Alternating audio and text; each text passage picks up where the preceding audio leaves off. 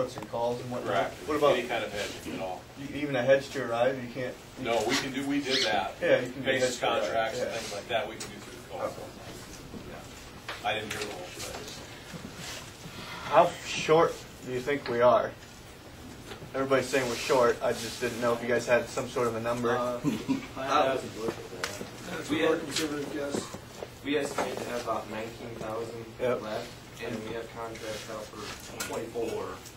So Well, they have you ever? I don't know if the co-op will. I've heard if you can roll your contracts, a couple, a month or two or something like that. I didn't even know if we had a contract far enough out that can roll, Well, or if it would be it makes sense. So you roll 2 months, you're at August 30th, you have one pick by then. Yeah. And we've got the Our first contract. I didn't see what our last contract was out to. I didn't know. June If 30th. June 30th would be the last one. that does make sense then. Basically, we think we're going to have the insurance to cover it. Okay. And the thing is, we're only out actually the difference, because we sold the 5,000, all we gotta do is buy the 5,000 back, and the difference between the sale price that we buy it back at and what we sold it at is actually what we're out. So it's not, Which is I think it's like, Yeah, I mean, yep. Varies on the contract. yeah, it depends on when we have to buy it back too. 'Cause right now, we're hoping that the prices go down, but then you buy back and it might even be cheaper than like now, because right now we'd be losing money, but if we waited till it was the same price that we maybe sold it at, then we wouldn't be losing anything. We'll know more in a couple weeks when we meet with Danny Shannon and Mark Honeyman. We're supposed to meet with them in a couple weeks, so those are the insurance guys. But So what is your guys' plan? That you're speculating that the prices are going to go down so that your offset in bushels is going to, the cost to you is going to be reduced, or is your guys' strategy that you need to offset your position right now and stop the bleeding? What we need to do for that we oversold, we have to probably just wait it off, because we don't exactly know how many bushels exactly we have. You ain't gonna know that until you take it to co-op.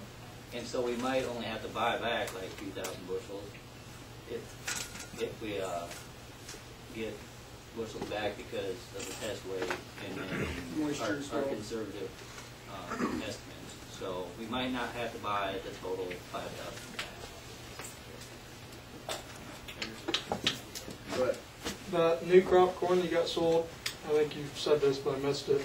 It has to be delivered by October 1st, or the whole month of October is when it's delivered. October delivery. So it's still going to push us tight towards the end of the month. I don't think you'll be pushed tight at all. 15,000 bushel. I mean, as long as you have a good fall, you should be just fine. Yeah, but that's assuming Time-wise. yeah, but give a wet spring and a wet fall, you're going to be pushing it. I don't think you'll do. Do you think our large combine will help you guys? I think we need to get a new bean head, bigger one. 45 foot. Draper head. Yeah, I've got to go back to your future contracts. Which is, I think, slide 6. Yeah, right there. Based on the previous class and previous committee's information, how much? First of all, how much is that? Because I don't think anybody did the math in their head. How much is that? And why did they sell that much? It was like, what is it? It's right under 25%, I think. Corn, it's like 60%. Yeah, it's like 60 or something. Well, let's put it in dollars. Everybody in this room wants to know dollars. Let me get my calculator phone out. 75, 70. 73,950. For the corn. Yeah, for the corn, anyways. About 4,000. Things will be around like 32,790. You bet he said. I got quick fingers. As I recall, it's about 104,000. Why? Because I heard, it's always easy to point back at other committees and say, well, they didn't do this, they didn't do that. Because they got a... That's exactly the reason why. At the time, that was about the amount. They figured we would have to borrow about 100,000. Their numbers weren't quite exactly right. Finance would know that it's obviously we're going to have to borrow probably a little bit more than that. But when prices were going up, and they looked at some decent prices compared to our other marketing and compared to our break even, they wanted to make sure that we could cover an operating bill. And that's why. I think that's an important piece of information. But that's also why they stopped at that, because prices were going kind of like what you guys were saying. That's right. No further questions. I think they sold everything but besides the 400 bushels, so they have to sweep the bin, that's right. My bad.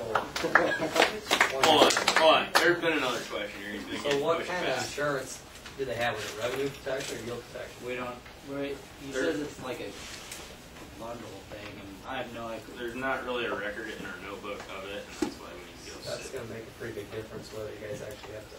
Yeah, that's, We may end up coming out ahead because the countywide averages. Right. It's yield.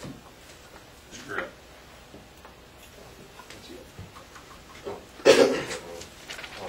You guys, are we in the AGA program? Is that your guys' department, or do we just receive direct payment?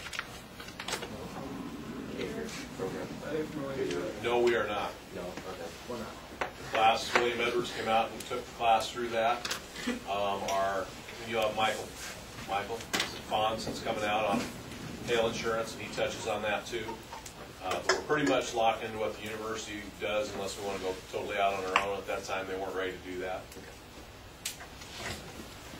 And I think there's going to be some changes, and I think when these guys meet with Denny and Mark, they'll find out what those changes are going to be.